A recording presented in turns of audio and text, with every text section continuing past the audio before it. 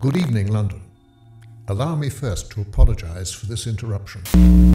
I do, like many of you, appreciate the comforts of the everyday routine, the security of the familiar, the tranquility of repetition.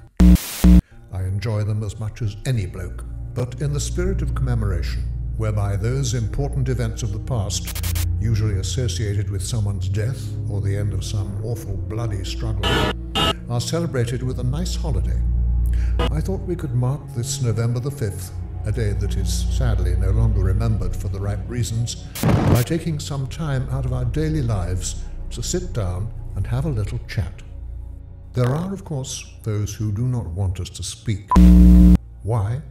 Because while the truncheon may be used in lieu of conversation, words will always retain their power.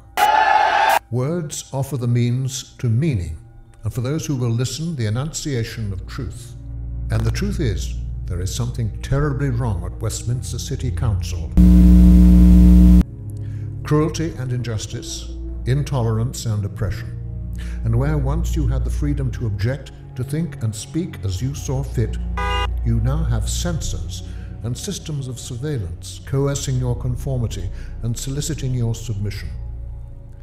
The bikers have been fighting this regime since the government's lackeys, in the shape of Westminster City Council, sought to introduce a charge for bikers to park.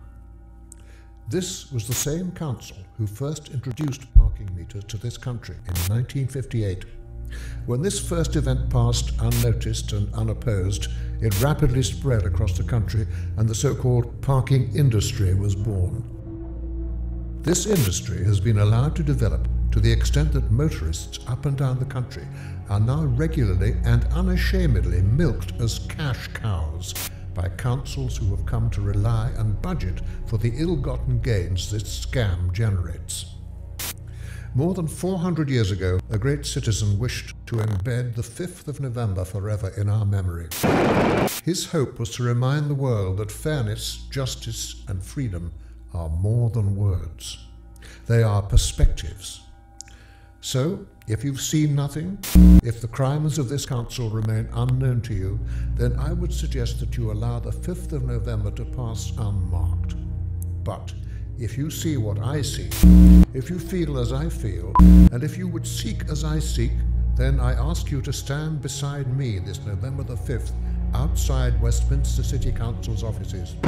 And together we shall give them a 5th of November that shall never, ever be forgot.